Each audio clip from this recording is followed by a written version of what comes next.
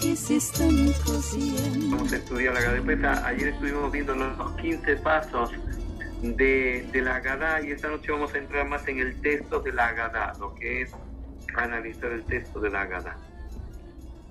Rav Moshe, Sí, referente a la cantidad de matzah que hay que comer para poder cumplir la misbah, y creo que también hay que hacerlo con el maror, con las dos. sí, efectivamente. Como mínimo tiene que ser un kasait, como mínimo 28 gramos. Es decir, digamos 28 gramos de maror y la matzá son 28 gramos por 4, porque hay 4 trozos de matzá que tenemos obligación de comer. Por tanto, de cada trozo son 28. Quiere decir que de la matzá de arriba y del medio, que decimos a Motzi y a la Gilal matzá, tenemos que agarrar un kasait, 28 gramos de cada una.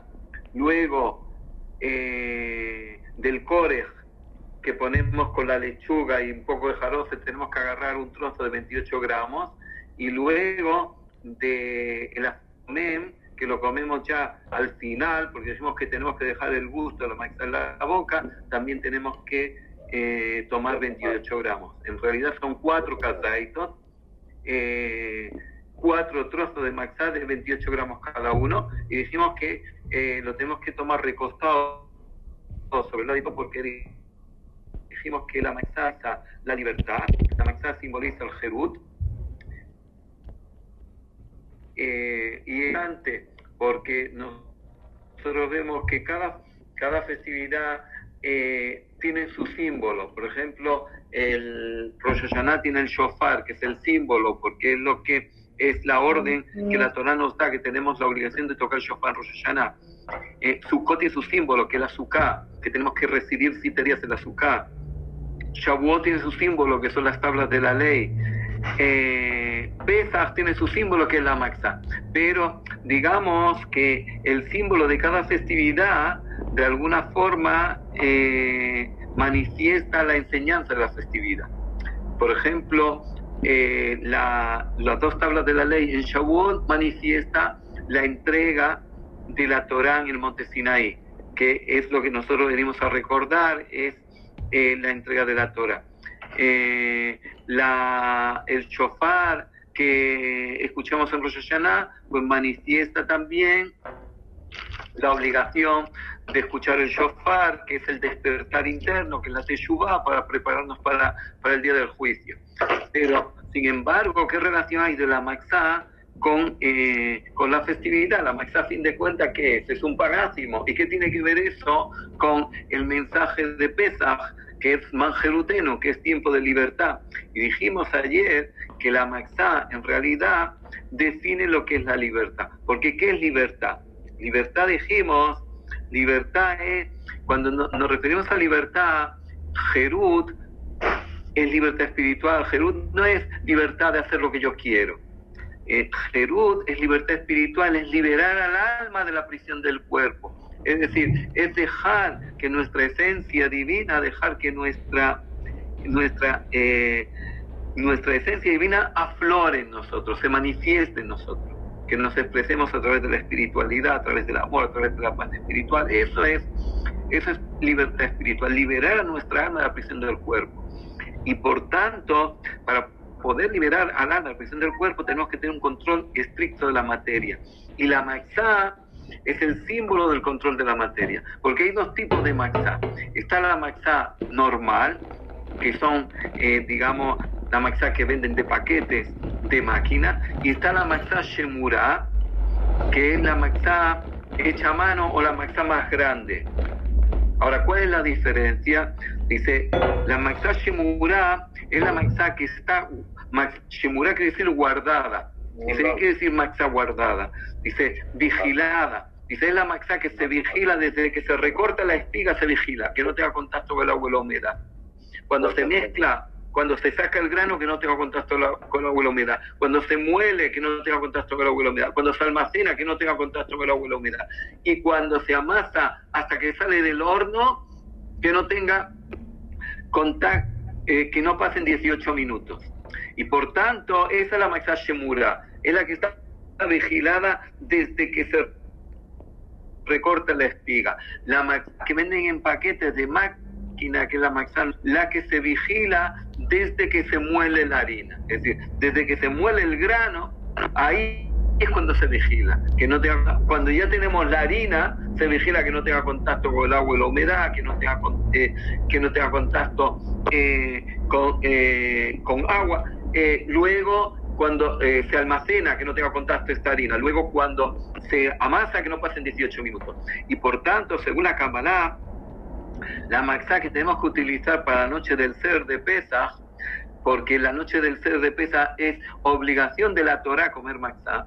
Es decir, el resto de los días de Pesaj, si uno quiere comer matzá, come matzá, si no quiere, no come. No es obligación de la Torá. Pero obligación de la Torá de comer matzá es la noche del Seder. Y esa noche tenemos la obligación de comer matzá, y Jajamín fijaron que sean 4 kazaitos. Es decir, 4 trozos de 28 gramos en paralelo, como dijimos anoche, a las 4 letras del nombre de Dios. Pero la noche de Pesaj es obligación de la Torá comer matzá. Y por tanto, siendo que es obligación de la Torá comer matzá, tenemos que buscar la mejor matzá. Y la mejor matzá es la matzá shemura, la matzá de chamar, la matzá grande, no la matzá de máquina, la pequeña de las cajas rojas, sino la otra, la matzá shemura, la matzá vigilada. Esa es, digamos, la matzá especial. ¿Por qué? Porque si nosotros utilizamos la matzá como soporte de la kedushá, para traer la kedushá de esa noche, pues tenemos que buscar el mejor soporte.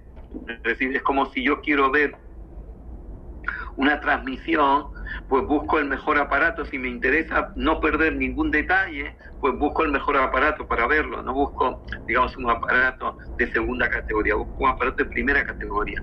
Y por eso la primera noche tenemos la obligación de comer la matzá shemura, que es la matzá vigilada desde que se recolecta la espiga. Bueno, esto era solamente a título de introducción por la pregunta que hicieron, por las 2 preguntas que hicieron, y ya pasamos ya al curso que queríamos dar esta noche, y que gracias, Rab. Al igual que lo hicimos anoche, sea para Refuá Shelema de Mercedes Bat Camila, en la Refanalá, de Refuá Kerová la voz, en la Refuá Shelema, y que vuelva pronto a su casa con salud y alegría. También le refuá Shelema de Kol Jolé Ameja Israel, de Kol Jolé Yoshebet Tevel, en la refana lahem, de refuá Kerová la voz, y también le refuá Shelema de Moshe Ben Yehudá, que hoy fue, lunes fue que fue el aniversario, aunque ya ha pasado, pero también queremos recordarle en este shiur que sea Leilui Nishmato, que sea para la elevación de su alma, que de su alma apegada a la vida eterna. Bueno, pues vamos a empezar el curso. Lo único, recuerden silenciar, por favor, silenciar a la izquierda de la pantalla, el icono primero a la izquierda de silenciar. Vale. Y vamos a comenzar. Vamos a entrar, como dije anteriormente, a comentar la Agadá de Pesaj. Lo primero que tenemos que saber es que la Agadá de Pesaj no tiene un autor conocido. Es decir, que no sabemos quién fue el autor de la Agadá de Pesaj, porque no escribió su nombre cuando redactó la Agadá. ¿Qué quiere decir? Que en realidad toda la orden que la Torá nos da en el libro de Shemot, en el libro de Éxodo, capítulo 13, versículo 8, Veigátale Binjaba y Mahu, y lo narrarás a tu hijo en aquella noche, en aquel día, el día de 15 de Nisan, que tenemos la obligación de narrar a nuestros hijos. Esta misa, ¿cómo se cumplía? Que cada familia recordaba la salida de Egipto, y cada familia lo recordaba de forma espontánea, es decir, bien tomaban la Perashá de Bo, donde la Torá describe el momento en que el pueblo de Israel se sentó en Egipto para comer la matzá, el maror y el cordero que habían degollado.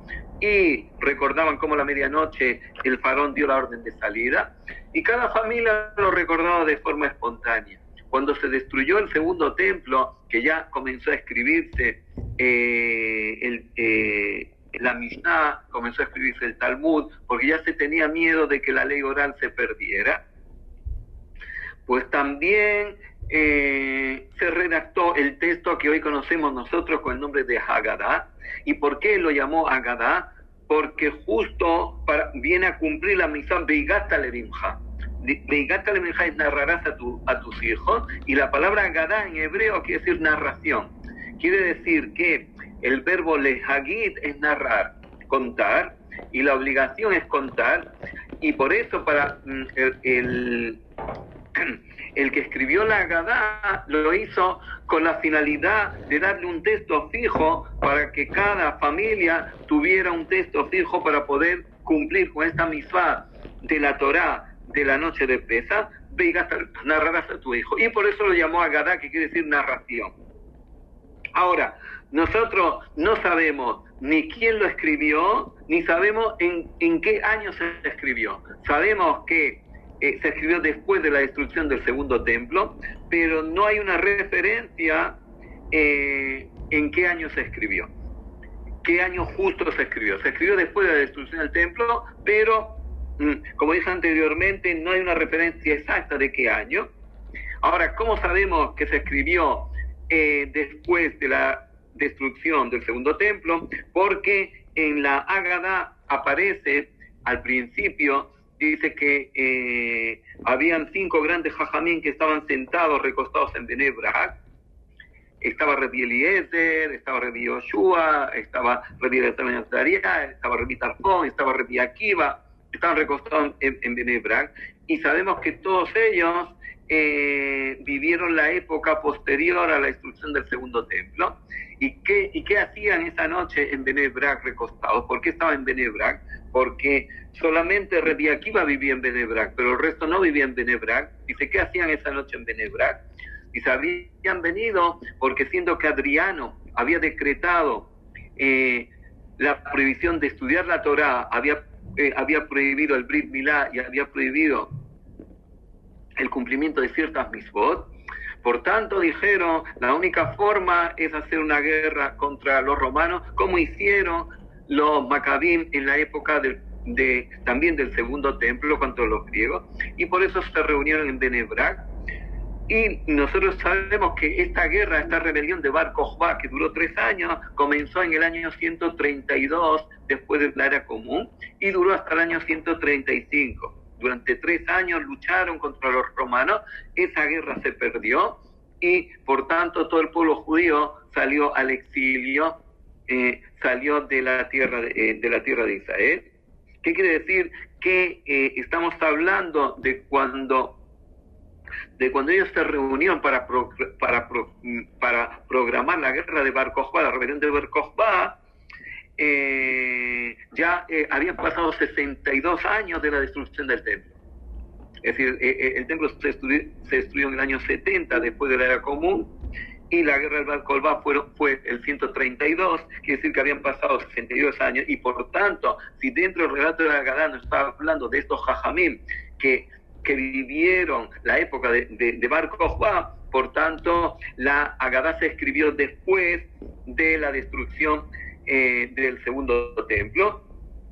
Y el primer texto de la Haggadah escrito aparece en un sidur que escribió Rabbi Saadia Gaon. Rabbi Saadia Gaon, en el siglo X, él editó un primer sidur, porque hasta ese momento, cuando se destruyó el primer templo y los judíos salieron a Babilonia, a Babel, se erigió los 120 sabios de la gran asamblea, 120 sabios, que ellos redactaron Birkot HaShachar, la bendición de la mañana, redactaron Baruch She'amar, redactaron la Amidah, pero no redactaron todo el sidur. El primer sidur que se conoce como redactado en su integridad, no con todo lo que tenemos hoy en día, apareció en el siglo X y lo escribió Rabbi Saadia Gaon. Y en ese sidur él metió por primera vez el texto de la Agadá ya tal como nosotros lo conocemos hoy en día. Y por tanto, como hemos dicho, no sabemos quién es el autor, ni sabemos la época exacta, pero lo que sí sabemos es que este texto ha quedado arraigado dentro del pueblo judío y que todas las comunidades utilizan este texto de la Agadá para narrar la salida de Egipto. Ahora, nosotros dijimos anoche que hay dos mitzvot importantes. Una mitzvah es recordar la salida de Egipto y otra mitzvah es narrar la salida de Egipto. Ahora, ¿cuál es la diferencia? Recordar la salida de Egipto lo hacemos diariamente, lo hacemos cuando leemos la Shema, recordamos la salida de Egipto. Y narrar la salida de Egipto quiere decir no solamente narrarla, sino en la noche de Pesaj tenemos que vivir la salida de Egipto. ¿Cuál es la diferencia? Es la diferencia si yo tengo un anillo de boda o yo tengo un vídeo de la boda. Cuando yo veo mi anillo, recuerdo la boda, pero cuando yo veo el vídeo, vivo la boda. Y es muy diferente. Una cosa es el recuerdo y otra es la vivencia. Que son dos cosas muy diferentes. Lo que se trata la noche de Pesaj es que la persona viva la salida de Egipto. Y por eso el redactor de la Agadá vio la necesidad de crear un texto que nos ayude a poder tener esta vivencia de la salida de Egipto. Ahora, tenemos que saber que la festividad de Pesaj tiene 4 nombres. Tiene 4 nombres la festividad de Pesaj. Me piden también que este shiur lo hagamos para la refuá shelema de Sadia Ben Yaakov. El Narefanaló, la refuá que lo va a la voz. La festividad de Pesaj tiene 4 nombres. El primer nombre es Hakajerut, Esman Jerutenu, tiempo de nuestra libertad. Y este nombre, ¿dónde se da?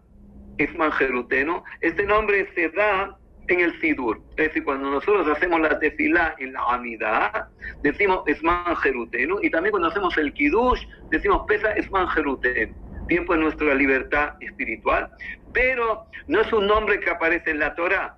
Esman Jerutenu no aparece en la Torá, aparece en el Sidur de la tefilá que Jajamín lo instauraron y lo decimos en el Kiddush.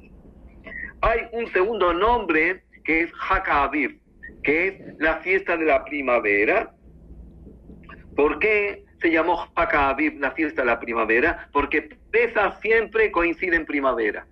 Es decir, ese es el motivo por el cual aumentamos a Adar 1 a Adar 2. Porque el calendario judío es un calendario lunar que tiene 355 días y el calendario solar tiene 365 días. Quiere decir que cada año perdemos 10 días y por tanto nosotros hacemos un año bisiesto para recuperar estos 10 días cada año que perdemos. ¿Por qué? Porque Pesaj es Haka Aviv. Pesaj siempre tiene que caer en primavera. Y por eso, como el año bisiesto está en función de Pesaj, el mes anterior a Nisan, que es Pesaj, es Adar, y ese es el motivo por el cual el mes de Adar, cada 3 años aproximadamente, hacemos Adar 1, Adar 2. Para que recuperar esos 30 días que hemos perdido. ¿Y por qué queremos seguir el calendario solar con este año bisiesto? Para que Pesaj pueda ser en primavera. Y eso lo estudiamos en Devarim, capítulo 16, versículo 1, donde la Torá nos dice, Shamor et Chodesh Aviv, guarda el mes de Aviv, Beasita Pesaj la Hashem lo queja, y harás Pesaj para Hashem lo queja. Aquí Pesaj se refiere, harás la ofrenda de Pesaj, harás la ofrenda. Y por tanto, el segundo nombre que se conoce a Pesaj es Haka Aviv, la fiesta de la primavera, porque Pesaj siempre cae en primavera. El tercer nombre que se conoce a Pesaj, que es el nombre real de la Torá. Ese es el único nombre que la Torá le da a la festividad como nombre real, que es Haka Matzot, que es la festividad de las Matzot. ¿Dónde lo aprendemos? La Torá en el libro de Shemot, capítulo 23, versículo 15, el libro de Shemot, capítulo 23, versículo 15, la Torá nos dice, Et Haka Matzot Tishmor, la festividad de las Matzot guardarás, Shivat Yamim, 7 días Ojal Maxot. Durante 7 días Maxot, Kasher Sibitija, como yo te ordeno, Lemoed Jodesh Aviv. ¿En qué tiempo? En el mes de Aviv. Y por tanto, aquí la Torah nos dice, Hakat Maxot Tishmor, la fiesta de la Maxot guardará. Quiere decir que el nombre real que la Torah le da a esta festividad es Hakat Maxot, no es Pesach. No es Pesach, ni es Aviv, ni es Jerut. El nombre que la Torah le da a esta festividad es Hakat Maxot, la festividad del pan ácimo. Y ese es el tercer nombre que se le conoce, que es el nombre de la Torah. Es decir, que como dijimos, Hakat Jerut, la fiesta de la libertad espiritual, es rabínico. Hakat Aviv, la Torah habla que tiene que ser en el mes, en la primavera, pero no, pero lo que se refiere es Jodesh Aviv, que tiene que hacerse en el mes de Aviv. Y el tercer nombre, que es el nombre que la Torah le da, Hakat Maxot, es la festividad del pan ácimo. Y el cuarto nombre que nosotros le damos es Hakat Pesach, es la festividad de Pesach. Pero en realidad Pesach, ¿qué es?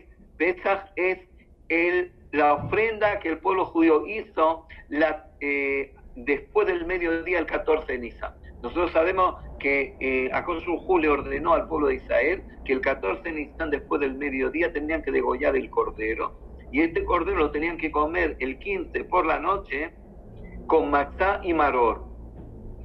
Y eso fue lo que hizo el pueblo de Israel. Se reunió el 15 de Nisan por la noche, comió este cordero, esta carne que era carne asada, tenía que ser asada para que el olor se expandiera y los egipcios supieran que su idolatría estaba siendo asada, porque ellos adoraban el carnero. Y por tanto, esa ofrenda que el pueblo judío hizo después del mediodía se llamó Pesach. ¿Y por qué se llamó Pesach? Porque Pesach en hebreo significa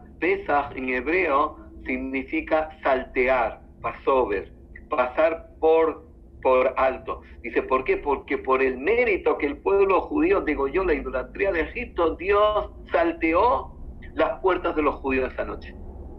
Es decir, ¿qué mérito el pueblo judío tuvo para salir de Egipto y para que Dios salteara sus puertas? El mérito de degollar la idolatría de Egipto. Es decir, nosotros vemos que Abraham vino cuando antes de recibir la orden de marcharse a la tierra de Canaán, Abraham vino, ¿qué fue lo que hizo? Destruir los ídolos del padre. ¿Qué quiere decir? Que si una persona no es capaz de degollar la idolatría, destruir los ídolos, no se puede liberar, no puede alcanzar el Jerut. Es decir, si una persona no antepone su crecimiento espiritual, si una persona no antepone el aflorar su esencia divina a cualquier otro valor, no se puede liberar. Y por tanto, dice, ¿a qué se asemeja? Dice, se asemeja a un mendigo que está pidiendo dinero, y está con una ropa rota, no es consciente que recibió una herencia de $10 millones, pero no lo sabe. Y por tanto es rico, pero vive como un pobre. Pues de la misma manera, cada ser humano tiene que pensar que tiene una esencia divina que le hace rico. Pero si no eres consciente de ello, vives como un pobre. Y por eso, degollar la idolatría es degollar todos esos valores, todos esos falsos valores que no dejan aflorar a tu esencia divina. Y el más importante es el ego. El ego es el valor que más nos aleja de Dios. Por eso Dios dice, el orgulloso y yo no podemos estar bajo un mismo techo. ¿Por qué? Porque el orgullo te lleva a pensar en mi inteligencia, en mi poder, mi sabiduría, mi talento. Y el orgullo no te deja ver, no te deja sentir que todo es un regalo del Creador. Es decir, ¿qué diferencia hay si una persona, alguien viene y te da $10,000? Pues tú se lo agradeces, y gracias, te dio un gran regalo. Ahora, si una persona te debía $20,000 y te tenía que devolver los 20,000, te dio 10,000, no solamente que no se lo agradece, sino le critica. Es decir, en las dos situaciones recibiste 10.000, pero uno estás contento, agradece y agradece, y en el otro estás criticando. Ahora, ¿por qué? Porque esos 10.000 primeros que te dieron, que tú sientes que no te correspondía, cuando tú lo ves como un regalo, agradeces. Ahora, esos 10.000 segundos que te tenían que dar 20, te dieron 10.000, tú lo ves como una deuda y por tanto no lo agradeces. Si nosotros somos humildes y sentimos que todo lo que Akadosh Baruj Hu nos da es un regalo y que en realidad nosotros no merecemos nada, que todo es un regalo, tenemos que agradecer por todo. Y por tanto, Haka Pesach, que es el cuarto nombre, la Torah no le llamó Pesach a la festividad, la Torah llamó Pesach a la ofrenda que hicieron, al degollar el cordero que era saltear. Ahora, en realidad, Akadosh Baruj Hu, ¿cómo llamó a la fiesta? Haka Maxot. Akadosh Baruj Hu llamó Haka Maxot, la fiesta del pan ácimo. ¿Por qué? Para tener presente, Akadosh Baruj Hu quiso tener presente el mérito del pueblo judío, el mérito del pueblo judío. ¿Y cuál fue el mérito del pueblo judío? De que cuando todavía eran esclavos, se sentaron a comer la matzá, a comer el maror y a comer esa carne para festejar la libertad cuando todavía eran esclavos. Y por tanto, el comer la matzá en esa noche era el mérito. Akadosh Baruj Hu quería resaltar el mérito que el pueblo judío tuvo. Y por eso dijo, no, esta festividad tiene que ser Haka Maxot, para resaltar el mérito del pueblo judío. Sin embargo, nosotros ¿cómo llamamos? Pesach. ¿Por qué? Porque nosotros queremos resaltar el mérito que Akadosh Baruj Hu hizo con nosotros, el milagro que Akadosh Baruj Hu hizo con nosotros, que salteó las casas. Y nosotros nos liberamos, nuestros primogénitos se liberaron. Y por tanto, Akadosh Baruj Hu quiere ensalzarnos cuando dijo Haka Maxot, para recordar nuestro mérito, que festejamos la libertad cuando éramos esclavos en la Perashá de Bo. Es decir, que el primer Pesaj el pueblo judío lo celebró en Egipto cuando todavía era esclavo, el primer ser de Pesaj. Mientras que Akadosh Baruj Hu lo que viene a enfatizar es ese mérito, Haka Maxot, ese mérito que tuvo el pueblo judío. Y nosotros decimos, no, esta es fiesta de Pesaj, porque nosotros queremos alabar a Dios que salteó nuestras casas. Y por tanto, la matzá refleja, digamos, el mérito del pueblo judío en esa noche que se sentó a comer, a festejar la libertad cuando todavía eran esclavos. Ahora,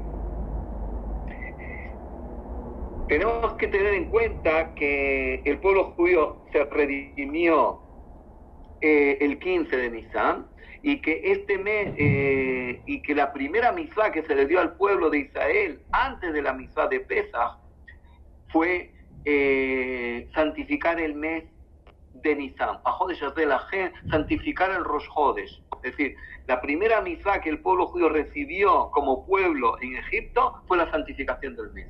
Lo que nosotros hacemos cada Rosh Hodesh, esa fue la santificar el mes. Y Nisan pasó a ser, siendo que en Nisan se redimieron y siendo que en Nisan en el futuro se van a redimir. Por eso hay muchos cabalistas que dicen que todo esto que está ocurriendo ahora, justo en el mes de Adar, previo al mes de Nisan, nos está anunciando la redención mesiánica en Nisan, que ojalá sea así, ¿sí? Y por tanto, Nisan es el mes, siendo que el pueblo judío se redimió en Nisan, y el pueblo judío festejó Pesaj en Nisan, toda la contabilidad de las festividades judías se hace desde el mes de Nisan. A partir el primer mes para la contabilidad de las festividades judías en Nisan. El primer mes para la contabilidad de los años es Tishri. Y por tanto, ahora pasamos a lo que es la Agadá. Pasamos a la Agadá. ¿Y cómo comienza la Agadá? Al-Ahmania de Ajalú Abatana de Ara de Mixai. Vemos algo curioso, que la Agadá comienza en arameo. Y por eso dijimos que la Agadá se escribió después de la destrucción del segundo templo, porque ya después de la destrucción del segundo templo, el pueblo judío ya estaba en Babilonia, y el idioma que se utilizaba en Babilonia era el arameo. Ese es el motivo por el cual también el Talmud de Babilonia se escribió en arameo. Y comienza el texto de la Agadá en arameo. Alahmania, este es el pan de aflicción, Dajalúa Batana Be'arad Mitzrayim, que comieron nuestros padres en tierra de Egipto. Ahora, esto no es el comienzo de la Agadá. Esto no es el comienzo de la Agadá. La Agadá en realidad comienza Manishtana Laila Semikolalelo. Es decir, cuando el niño pregunta al padre qué diferencia hay de esta noche al resto de las noches, eso es en realidad el comienzo de la Agadá. Esto es una introducción a la Ahmania, y por eso lo pusieron en arameo. ¿Y esta introducción cuál es? ¿Para qué es esta introducción? Que como nosotros sabemos que la noche de Pesaj es una noche muy especial, es una noche familiar, es una noche donde tenemos que compartir nuestra mesa con la familia, habían pobres que no tenían dónde estar la noche de Pesaj. Había gente que estaba solitaria, había gente que no tenía dinero ni siquiera para poder festejar la noche de Pesaj, y por eso dice que los pobres se ponían en las puertas. Los pobres y la gente que estaba sola se ponían en las puertas. Y cuando el anfitrión decía la Ahmania de Ajalúa Batana Be'arad Mitzrayim, este es el pan de aflicción que comieron nuestros padres en la tierra de Egipto, Kol Dixpin Yetebe Yechol, todo el que tenga hambre que venga y coma, Kol Dixpin Yetebe Yitzach, todo el que tenga necesidad de hacer la Pascua, que venga y haga la Pascua. Ashatá, Aja, este año aquí, le llamaba Be'arad Israel, y el año que viene en la tierra de Israel, Ashatá de este año como esclavo, le llamaba a Benejorim, y para el año que viene, hijos libres. Dice, en ese momento, todos estos pobres y toda esta gente solitaria que no tenía dónde estar, cuando oían la invitación del anfitrión, entraban. Y por tanto, esto era solamente una invitación que se hacía. Ahora, como esa invitación se hacía para la gente humilde, para la gente que no tenía posibilidad económica, pues, ¿en qué idioma se hacía? Se hacía en idiomas que la gente entendía. Se hacía en el idioma del pueblo, en arameo. Por eso no se hacía en hebreo, porque el hebreo era un idioma erudito, era el idioma de los jajamín, de los rabanim, era el idioma que solamente la gente que estudiaba Torah, la gente erudita, la gente entendida, conocía, pero no era el idioma del pueblo. El idioma del pueblo era el arameo, y por tanto esta invitación la hacemos en el idioma del pueblo, la hacemos en arameo. Ahora,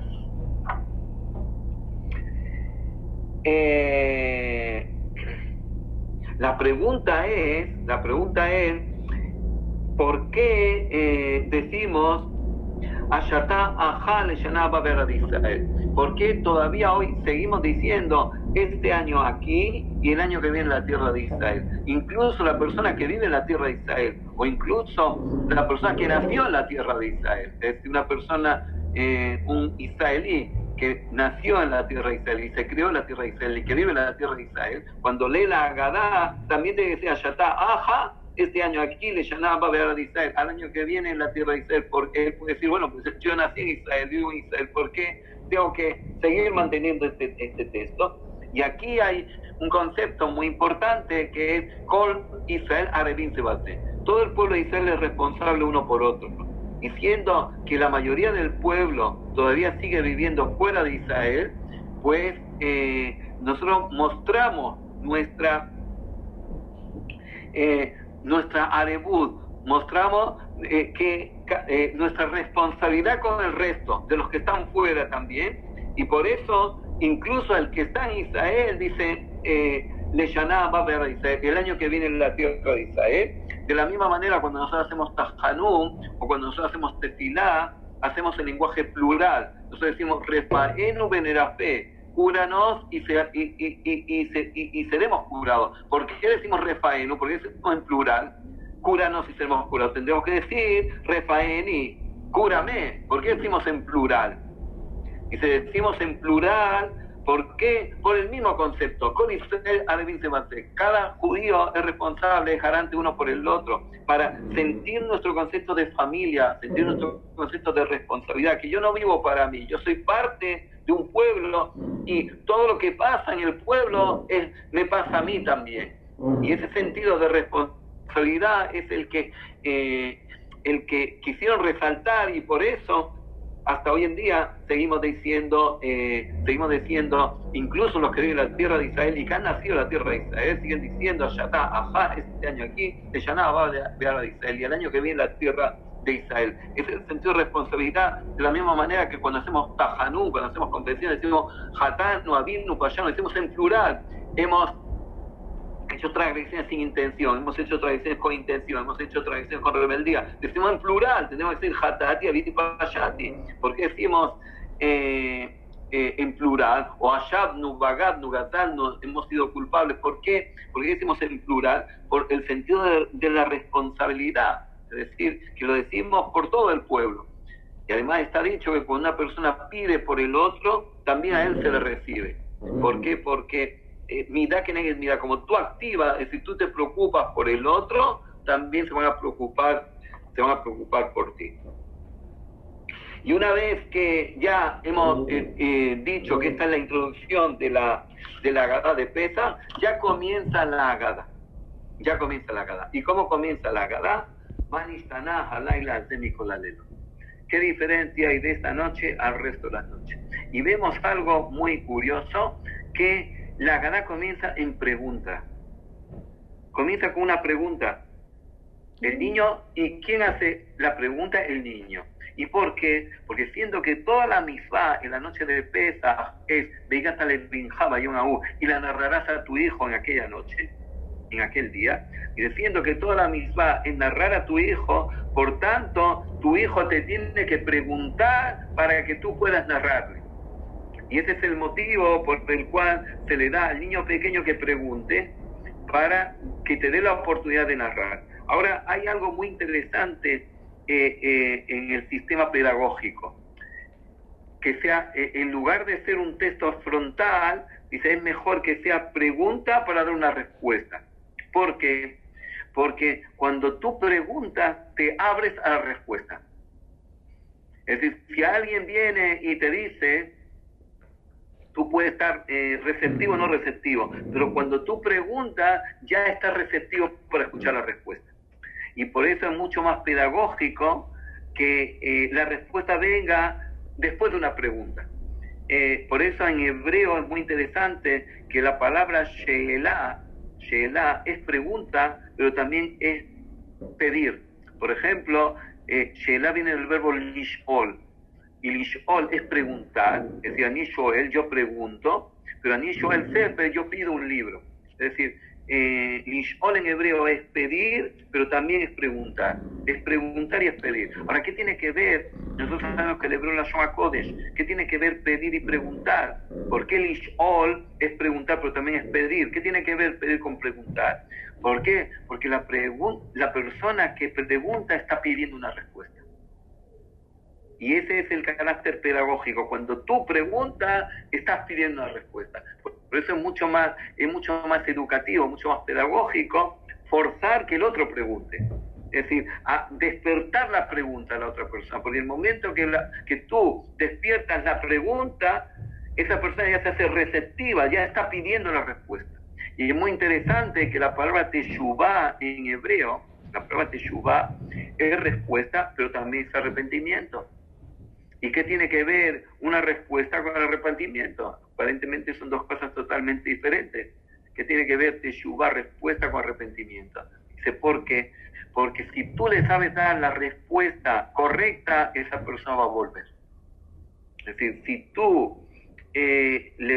si esa persona tiene una inquietud y tú le sabes darle la respuesta correcta a esa inquietud, esa persona va a retornar. Y por eso comienza la Agadá de una forma pedagógica, comienza la Agadá de que el niño pregunta porque está pidiendo una respuesta del padre, y por tanto le pregunta 4 preguntas en realidad, 4 preguntas. Lo primero que le dice, ¿qué diferencia hay de esta noche a todas las noches? ¿Y por qué él ve la diferencia? Y ahora lo va a especificar. Que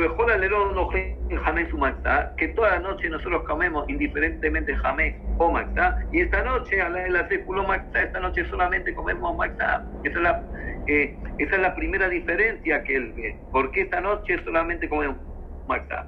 La segunda, que el resto de las noches comemos todo tipo de verdura, a la de maror, y esta noche solamente comemos el maror, solamente comemos la hierba amarga, el carpaz y el maror, el apio y el maror, que son los que están en la bandeja. ¿Por qué esta noche solamente comemos hierba amarga? La tercera pregunta, que el resto de la noche nosotros no untamos en agua y sal o en vinagre las verduras, y esta noche cuando comemos el maror lo untamos en agua y sal. ¿Por qué? Y la cuarta es que el resto de las noches comemos bien recostados o bien sentados, y esta noche nos tenemos que recostar. Dijimos que cuando tomamos las 4 copas de vino nos recostamos, cuando tomamos las 4 trozos de maizá nos recostamos, dijimos anoche, dijimos recostarse sobre el lado izquierdo, porque el lado izquierdo es la debilidad, y quiere decir que para liberarnos tenemos que controlar nuestras debilidades, nuestras pasiones, nuestros deseos, nuestros instintos, es la forma de liberar nuestra alma de la prisión del cuerpo. Y por tanto el niño pregunta, en realidad pregunta 4 preguntas. ¿Por qué comemos esta noche solamente comemos matzá? ¿Por qué solamente comemos hierba amarga? ¿Por qué untamos la hierba amarga en agua, el apio que hemos untado? ¿Y por qué comemos recostados esta noche cuando comemos la matzá y comemos el maror? Lo comemos recostado. Y por tanto, ¿qué responde el padre? Abadín Ainu le faraó de Mixaim. Esclavos fuimos del faraón de Egipto, y nos sacó Dios de allí con mano fuerte y con brazo tendido. ¿Qué quiere decir? Que todo el sentido de lo que hacemos esta noche, el Padre lo está diciendo en 2 frases. Dice, todo el sentido de esta festividad, de esta narración, este relato, ¿cuál es? Esclavos fuimos del faraón de Egipto, y nos sacó Dios de allí con manos fuertes y brazos extendidos. ¿Qué quiere decir? Que de Ilulo si Akadosh Baruj Hu etapoten Mixaim, y si Akadosh Baruj Hu no nos hubiera sacado de Egipto, no hubiéramos podido salir.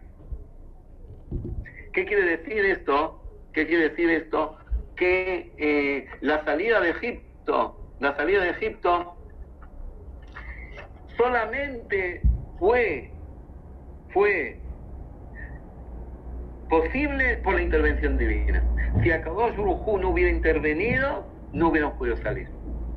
Es decir, que nosotros vemos que la festividad de Pesaj son 7 días. El primer día recordamos la salida de Egipto, y el último día, el 7º día, recordamos la partición del Mar Rojo. Y tanto la salida de Egipto como la partición del Mar Rojo, si no hubiera sido por la intervención divina, no hubiera sido posible. ¿Qué quiere decir? Que no había forma humana, el pueblo judío, en la situación de esclavitud que tenía, no había forma humana de poder salir de Egipto. Y el pueblo judío, en la situación que estaba el 7º día, que Egipto estaba detrás y el mar delante, no había forma humana de poderse salvar de la persecución de Egipto. Y por tanto, tanto la salida de Egipto como la partición del Mar Rojo, es decir, el liberarnos de Egipto, tanto la salida como la liberación de la persecución de Egipto, el único factor fue la intervención divina, no había otro. Y por eso la noche de Pesaj es la noche de la emuná y el bitajón, es la noche de la fe y la seguridad en Dios. Es decir, el saber que cuando puede haber situaciones en tu vida en que tú ya no ves salida, no hay salida, solamente, pero tienes que pensar que siempre hay una dirección a la cual puedes acudir, y es la dirección del Kosovo. Esa puerta nunca está cerrada, esa puerta siempre puedes acudir a ella. Y de la misma forma que el pueblo judío en la salida de Egipto no tenía salida, no había posibilidad, es decir, posibilidad por ley natural, no había forma de salir, liberarse del imperio que dominaba el mundo. Y por ley natural, cuando todo el ejército de Egipto lo perseguía, el mar estaba delante, no había forma de liberarse. ¿Y qué fue lo único que nos liberó? La intervención divina. Y por tanto, aquí tenemos que estudiar una gran lección de la noche de Pesaj. Es decir, hay situaciones como la que nosotros estamos viviendo ahora, que estamos pensando qué va a pasar y qué será y cómo va a seguir esto, cómo nos vamos a liberar de esto. Tenemos que pensar que siempre hay una dirección a la cual tenemos que acudir. Y es lo que decía Rabbeinu Behaim Ben Pakuda, en Od Milevado, no hay nadie aparte de él. Eso es el bitajón, cuando tú pones tu seguridad exclusivamente en Akadosh Baruj Hu. No la pones ni en los generosos, ni en el poder, ni en los científicos, ni en los medios. Todo eso son shelichim, son enviados de Akadosh Baruj Hu, pero solamente a Akadosh Baruj Hu. Y eso es lo que le dice el Padre, ese es el mensaje que le da el Padre de Dios. Y nos sacó a Akadosh Baruj Hu de allí. ¿Por qué? Porque no había otra posibilidad de salir. No había otra posibilidad de salir. Y por tanto, esa es la esencia de la emuná y el bitajón que el pueblo judío adquirió en Egipto. Ese es el mensaje que el Padre quiere transmitir en esta noche, y esa es la respuesta que el Padre le da a Badín Ainu de Faraón Mixai. Esclavos fuimos al Faraón de Egipto, y nos sacó con manos fuertes y brazos extendidos. Viluló allá, y Iluló, Oxía, con su juez, en Mixai. Y si no nos hubiera sacado, no hubiéramos salido. Ese es el gran mensaje.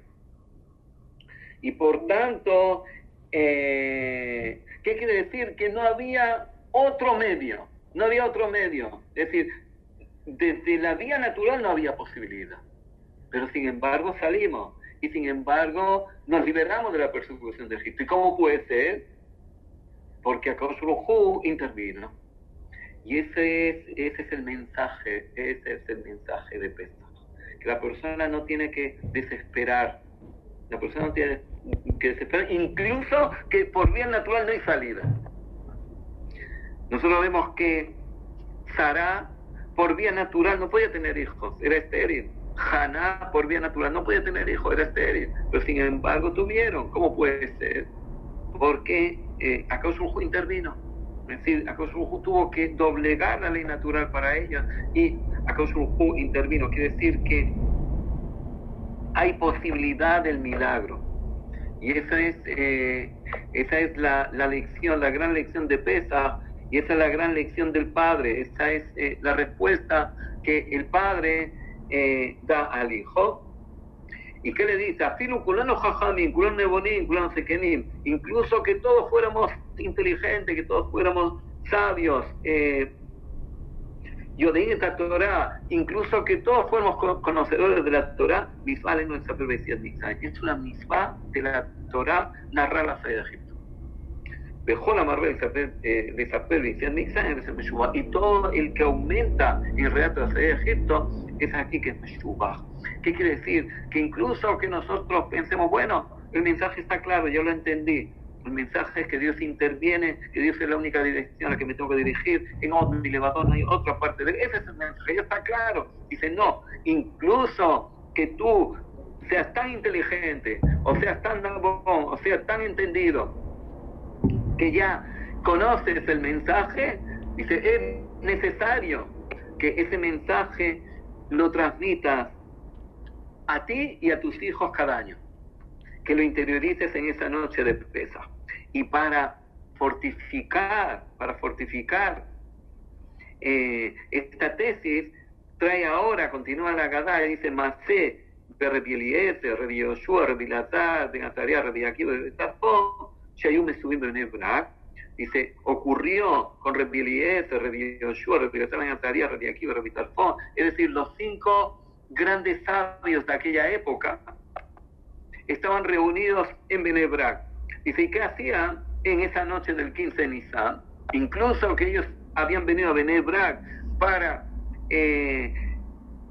dictaminar si salían a la guerra contra los romanos o no. Pero, sin embargo, esa noche de 15 de Nisan, ¿qué hicieron? Dejaron toda la estrategia militar. ¿Y de qué hablaron? Hay un mesapetim, decían Misai. Estaban narrando la salida de Egipto, Kolotolaila, toda la noche. Achebou Talmidejem, hasta que llegaron sus alumnos, de Ambrula, le dijeron a ellos, Rapotenu y Esman y Shema de Shachrit. Ya llegó el tiempo de la lectura de Shema de Shachrit, es decir, tan embaucados estaban en el relato de Egipto, que llegó el alba, llegó la mañana y no se habían dado ni cuenta. Y por tanto, ¿qué viene esto a enfatizar? Si los 5 sabios más eruditos de la época posterior a la segunda destrucción del templo, ellos pudieron estar recostados en Bnei Brak relatando y tan absorbidos en el relato que llegó la mañana y no se habían dado cuenta que ya era la mañana y que había que decir la Shema de las mañanas y no se habían dado cuenta. Dice, ¿cuánto más?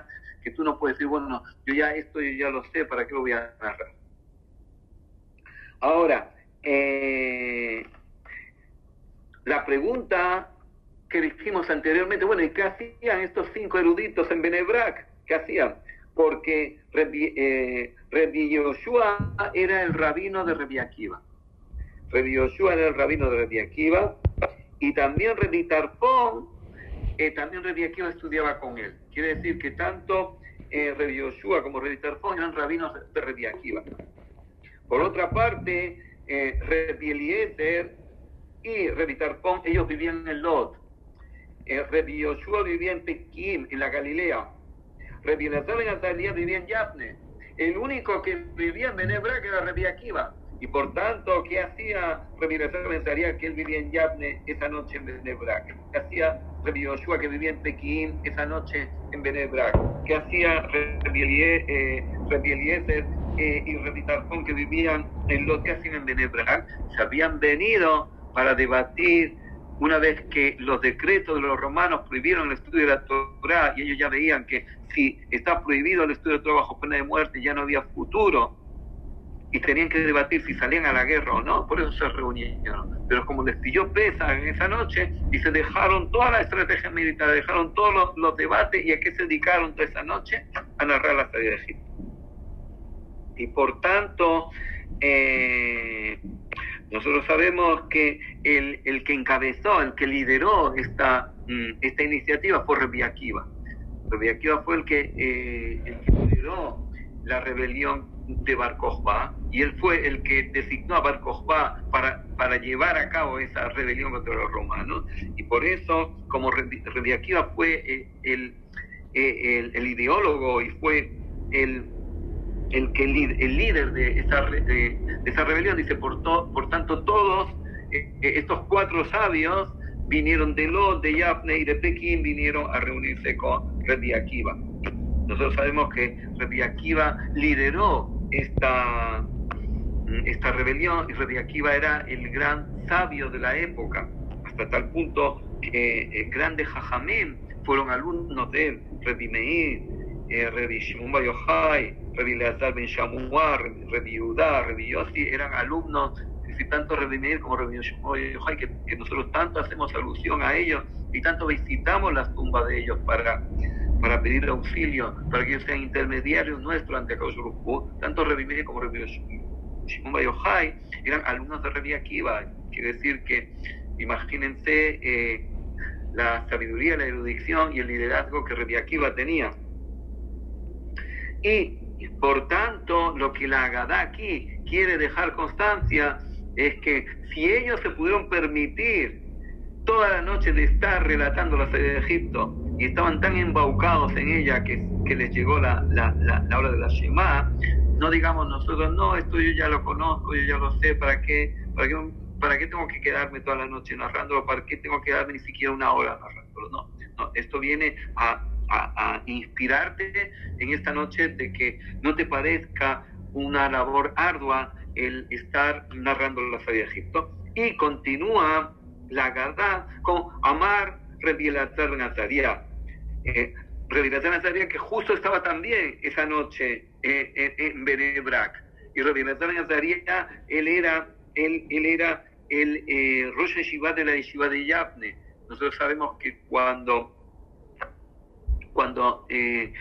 los romanos, antes de destruir el templo,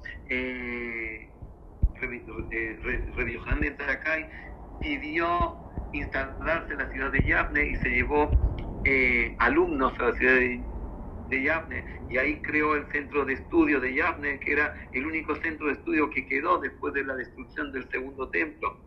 Y Rabbi Elazar ben Azaria era el director de esta institución, de esta yeshiva de Yavne que creó Rabbi Yohanan ben Zakkai. Y por otra parte, Rabbi Elazar ben Azaria también fue jefe del Sanedrín, porque una vez que se destruyó el segundo templo, el Sanedrín se mantuvo en Yavne, y Rabbi Elazar ben Azaria era jefe del Sanedrín.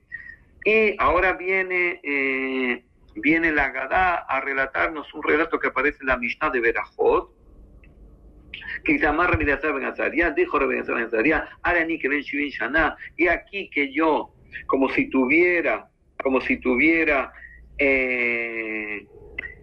70 años. Dice, ¿por qué? Como si tuviera 70 años. Dice, porque Rabbi Elazar ben Azaria tenía en ese momento 18 años. Tenía 18 años. Y era tan sabio con 18 años que su sabiduría era como si tuviera 70.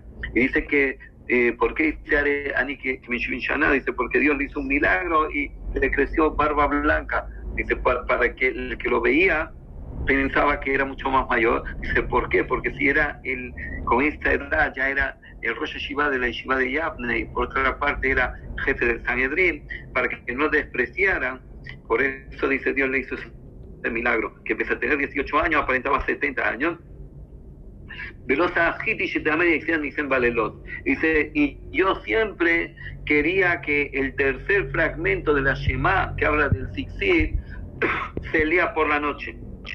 Ahora, los Jajamín decían, no, como el Siksir no se lleva de noche, el Talib solamente se lleva de día, no se lleva de noche, por tanto, durante la mañana hay que decir los 3 fragmentos, pero la noche solamente hay que decir 2 fragmentos.